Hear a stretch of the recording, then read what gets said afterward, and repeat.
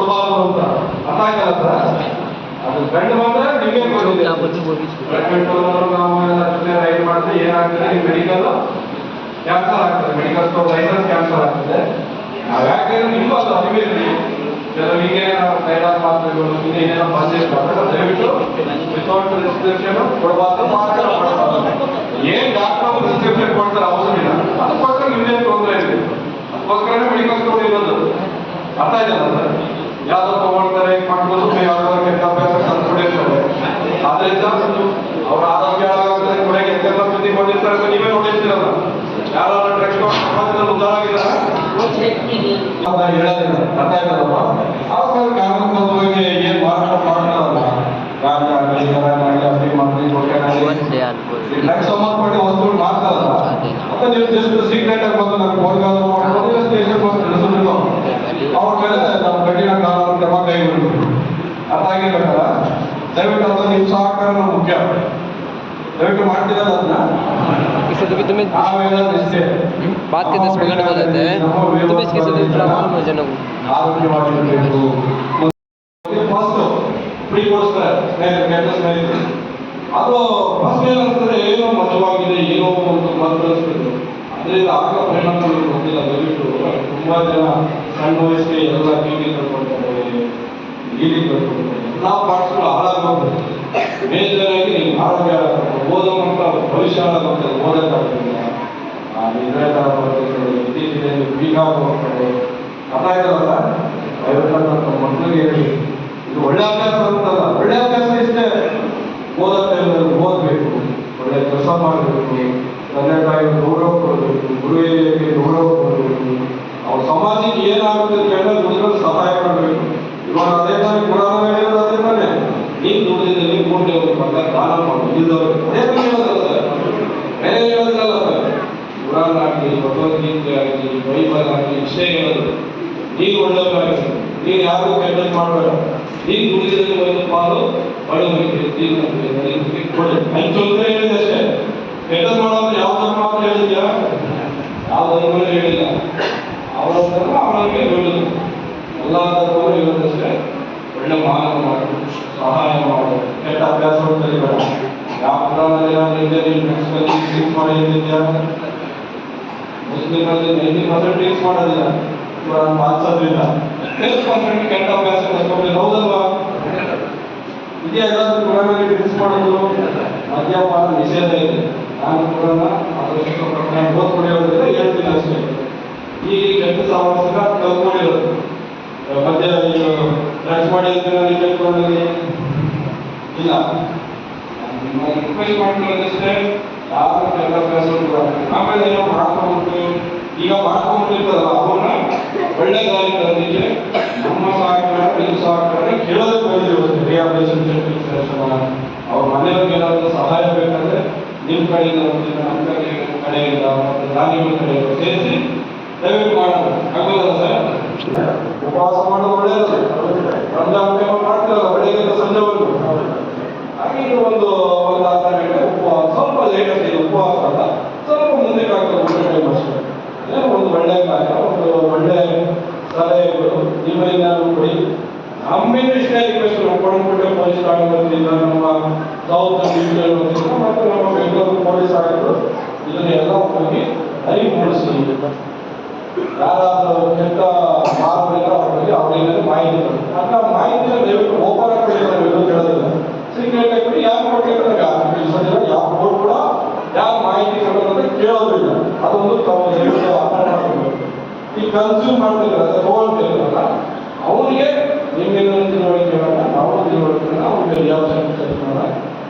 ನಾವು ಕೇಳೋದಷ್ಟೇ, ನೀವಿಲ್ಲಿ ಎಷ್ಟೆಲ್ಲ ಇದೆ, ಒಂದು ಜನ 150 ಜನ ಇರ್ತದೆ. ನೀವು ನಿಮ್ಮ ಮನೆಯವ್ರಿಗೆ, ನಿಮ್ಮ ಸ್ನೇಹಿತರಿಗೆ ಅದಂತೂ ಒಳ್ಳೆಯದು. ನಾನು ಮೆಡಿಕಲ್ ಸ್ಟೋರ್ ಅಂತ ಕಲಿಸಿದ ಉದ್ದೇಶ ಅಷ್ಟೇ. ಅವ್ರು ಯಾವುದೇ ಕಾರಣಕ್ಕೆ ಪ್ರಿಸ್ಕ್ರಿಪ್ಷನ್ ಕೊಡಬಾರ್ದು. ಆ ಥರ ಯಾರು ಕೇಳೋದಿಲ್ಲ ಅವ್ರಿಗೂ ಮಾಹಿತಿ ಕೊಡಿ. ಆ ಥರ ಅವ್ರನ್ನ ನಾವು ಒಂದು ಸೈದ್ಧಾಂತಿಕ ಪ್ರಯತ್ನ ಮಾಡೋಣ. ಆಮೇಲೆ ಸರ್ ಮೆಡಿಕಲ್ ಸ್ಟೋರ್ ಕಲಿಸಿದ ಉದ್ದೇಶ ಅಷ್ಟೇ. ಬರ್ತಾಗ್ತಾರೆ ಕೆಲವರು, ಅವ್ರು ಗೊತ್ತಾಗ್ತದೆ. ಅವ್ರು ನಮ್ಮ ಬಗ್ಗೆ ಮಾಹಿತಿ ಕೊಟ್ಟರೆ ಅವ್ರು ನಮ್ಮ ಒಳ್ಳೆಯದಾಗಿ ಇವ್ರ ಮೂಲಕ ನಮ್ಮ ಮೂಲಕ ಖರೀದಿ ಮಾಡೋಣ. ನಿಮ್ಮಲ್ಲಿ ಯಾವ್ದಾದ್ರು ಮೆಡಿಕಲ್ ಸ್ಟೋರ್ ಈ ಸಾರಿ ಈ ಥರ ಮೆಡಿಕಲ್ ಸ್ಟೋರ್ ಕೊಡ್ತಾರೆ ಅಂತ ಹೇಳ್ಬೇಕಾದ್ರೆ ಅವ್ರ ಮೇಲೆ ನಾವು ರೈಡ್ ಮಾಡ್ತೀವಿ, ನಾವೆಲ್ಲ ಸೇರಿ ಮಾಡ್ತೀವಿ, ಅಥವಾ ಲೈಸೆನ್ಸ್ ಕ್ಯಾನ್ಸಲ್ ಮಾಡ್ತಾರೆ. ಆಗ್ಬೋದಲ್ಲ ಸರ್? ದಯವಿಟ್ಟು ಏನಾದರೂ ಡೌಟ್ ಇದ್ರೆ ತಾವು ಹೇಳಿ, ತಮ್ಮ ಹಿರಿಯರು ಸ್ವಲ್ಪ ಅದ್ರ ಬಗ್ಗೆ ಮಾತಾಡಿ.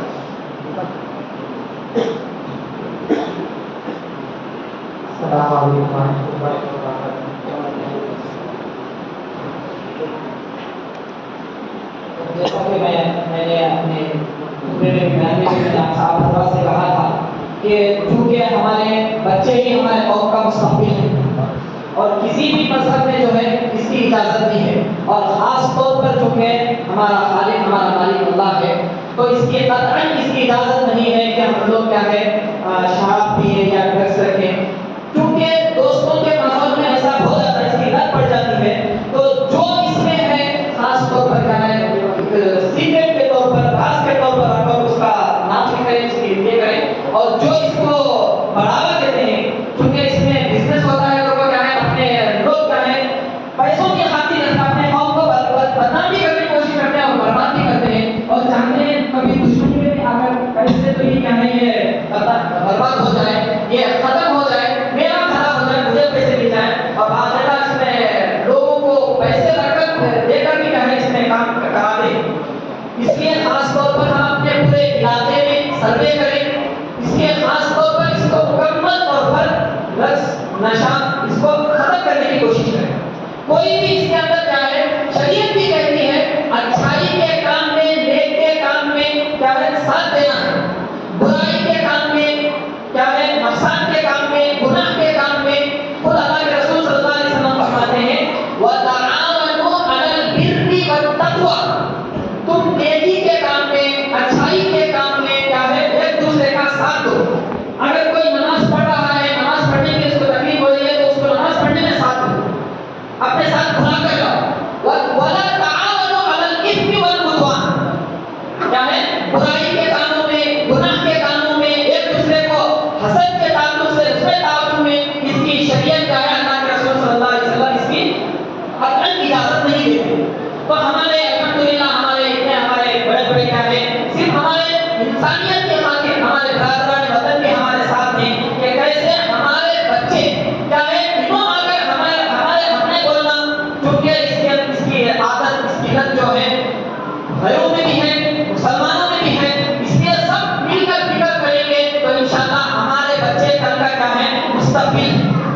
आज हम चाहते हैं कि हमारे बच्चे हमारे अपने हों, तो ये कब मुमकिन होगा जब हम इनको खास तौर पर गुनाहों से रोकें, मोबाइल से रोकें, ड्रग्स से रोकें, नशे से रोकें, ये शराब इनके लत से रोकें, तभी जाकर हमारे बच्चे क्या है हमारा कौम का मुस्तकबिल हो सकते हैं। जब हम लोग बड़े हो जाएंगे, जब हमें बूढ़े हो जाएंगे, क्योंकि ये को बूढ़ा होना है, मरना है, जब हमारे बच्चे कल के बड़े होंगे, कोई कॉलेज में होगा, कोई प्रिंसिपल होगा, ये अगर कामों में रहेंगे तो हमारे बच्चे हमारे कौम के क्या है बर्बाद हो जाएंगे। इसलिए आप तमाम हजरात से दरख्वास्त है कि इसमें क्या है हर ये अपने बच्चे की, अपने दोस्तों की, हमारे पड़ोसियों की, हमारे पूरे सारे मोहल्ले के हम लोग फिक्र करेंगे इंशाअल्लाह, एक साथ देंगे इंशाअल्लाह, हर तरफ हम लोग साथ देंगे इंशाअल्लाह। अल्लाह ताला सबको मेरे सुनने सलामत करे। ಯಾರಾದರೂ ಡೌಟ್ ಇದ್ರೆ ಕೇಳಲೇಬೇಕು, कोई बात है, कोई डाउट है, कोई एतराज है, ಮಾತಾಡಲಿ। क्या कर रहे हैं तो बोलने का ढंग से बोलो, क्या तो प्रॉब्लम हुई, क्या भी कैसा मसला हुआ, तो क्या तो बस साथ यहाँ जाको, ये तो मैं वहाँ जाको, ये कर जैसे क्या तो रहे तो बोलो, प्राइवेट नंबर रहता है उनको फ़ोन करो, इत्तला करो। क्या तो रहता डायरेक्ट तुम्हारा नाम नहीं आता, ಸರ್ಕಾರಿ ನಂಬರ್ ಕೊಡೋಣ, ನನ್ನ ನಂಬರ್ ದಯವಿಟ್ಟು ನಿಮಗೂ ಗೊತ್ತಿದೆ, ನೀವು ಬರ್ಕೊಳ್ಳಿ ನಂಬರ್ ಭೇದ ಭಾವ ಏನಿಲ್ಲ, ನನ್ನ ಲಿಮಿಟ್ಸ್ ಬಗ್ಗೆ ಏನಿದೆ ನಾವು ಆಗೋಣ, ನಿಮ್ದು ದಯವಿಟ್ಟು ಹೇಳಿ, ನಾವು ಮಾಡಿದ್ರೆ ನಾವು ಮಾಡ್ತೀವಿ, ಸಂಬಂಧಪಟ್ಟ ಮಾಡಿ ಅಂತ ಹೇಳಿ ದಯವಿಟ್ಟು ಹೇಳ್ತಾ ಇದ್ದಾರೆ, ಅದ್ರ ಬಗ್ಗೆ ಯಾವ್ದು ಇದು ಮಾಡ್ಕೋಬೇಡಿ. ನಾವು ಹೇಳೋದಿಷ್ಟೇ, ಆ ಕೆಟ್ಟದ್ದು ಏನು ಡ್ರಗ್ಸ್ ಆಗಬೇಕು ನಿರ್ಮೂಲನೆ ಆಗಬೇಕು, ನಮಗೆ ಆಗೋದಲ್ಲ ಸರ್. ಅದಕ್ಕೆ ನಿಮ್ಮ ಸಹಕಾರ ಮುಖ್ಯ, ನಿಮ್ಮ ಸಹಕಾರ ಇದ್ದರೆ ನಾವೇನು ಮಾಡೋಕ್ಕಾಗೋದಿಲ್ಲ, ಹೌದಲ್ವಾ? ದಯವಿಟ್ಟು ತಮ್ಮ ಸಾಥ್ ಏನಿದೆ ನಮಗೆ ಕೊಡಬೇಕು ಮುಕ್ತ ಮನಸ್ಸಿನಿಂದ. ಅದೇ ರೀತಿ ನಮ್ಮ ಮೆಡಿಕಲ್ ಸ್ಟೋರ್ ಅವರಿಗೆಲ್ಲ ಅವರು ನಿಮಗೆ ಸಹಕಾರ ಕೊಡ್ತಾರೆ. ಯಾವುದೇ ರೀತಿ ಅವ್ರು ಕೆಟ್ಟ ವಸ್ತು ಮಾರಾಟ ಅಂತ ಅನ್ಕೊಂಡಿದ್ದೀವಿ, ಅವ್ರೇನೋ ಮಾಡ್ತಾರೆ ಅಂದ್ರೆ ನೀವು ಮಾಡ್ತೀವಿ ಕೂಡ ಅವ್ರನ್ನ ಕ್ರಮ ಕೈಗೊಳ್ಳೋದು, ಅರ್ಥ ಆಯ್ತಲ್ಲ? ಹಾಕೋದಲ್ಲ, ಅದಕ್ಕೆ ಅವ್ರು ಮುಖಾಮುಖಿ ನೋಡಿ ಅಂತ ಕಲಿಸಿದಷ್ಟೇ, ಅವ್ರಿಗೂ ಗೊತ್ತಾಗ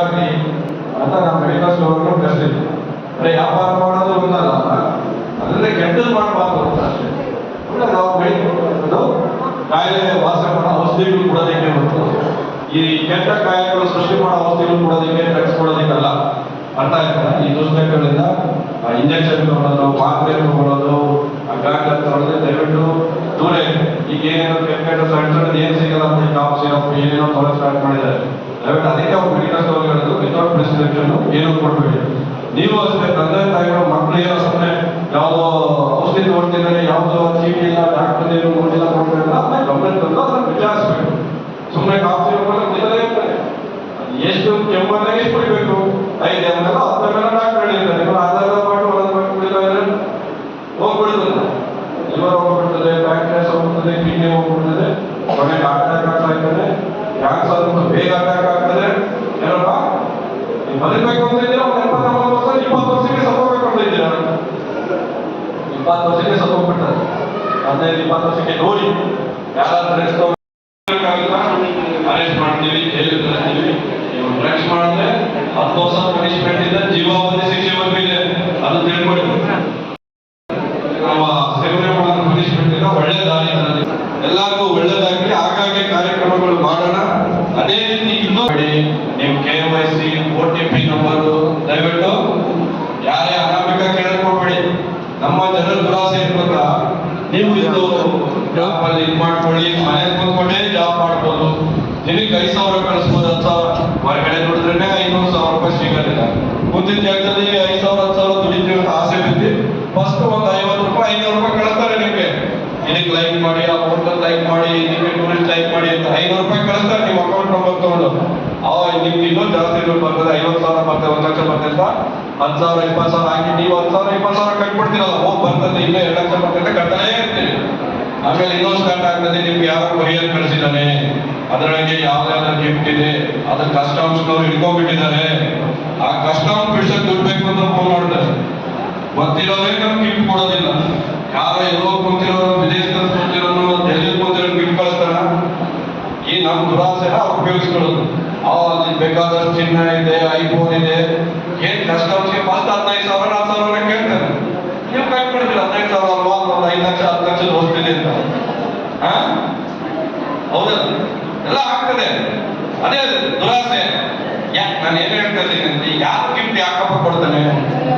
ನಿಮ್ಮ ಮನೆಯವರೇ ನೀವು ಗಿಫ್ಟ್ ಕೊಡೋಕೆ ಯೋಚನೆ ಮಾಡ್ತಾರೆ, ಪಕ್ಕದ ಫ್ರೆಂಡೇ ಗಿಫ್ಟ್ ಕೊಡೋಕೆ ಯೋಚನೆ ಮಾಡ್ಬೇಕಾದ್ರೆ ಯಾವಾಗ ಇನ್ಸ್ಟಾಗ್ರಾಮ್ ಆ ದುರಾಸೆ ಬಿಡ್ಬೇಡಿ. ಆಮೇಲೆ ಇನ್ನೊಂದು ಸ್ಟಾರ್ಟ್ ಮಾಡಿದರೆ ಈ ದುರಾಸೆನ ಅವರು ದುರುಪಯೋಗ. ಮನೆಯಲ್ಲಿ ಯಾವುದೋ ಒಂದು ಆಫ್ ಆಗ್ತದೆ, ಆಮೇಲೆ ಈಗ ನಮಗೂ ಡೈಲಿ ಮೆಸೇಜ್ ಬರ್ತಾ ಇರ್ತದೆ, ನಿಮ್ದು 4 ಲಕ್ಷ ಪ್ರಸಾದ ಹೋಗ್ತೀರಿ, 5 ಲಕ್ಷ ಇಂಡಿಯಾ ಎಲ್ಲ ಮಾಡ್ತಿದ್ದಾರ.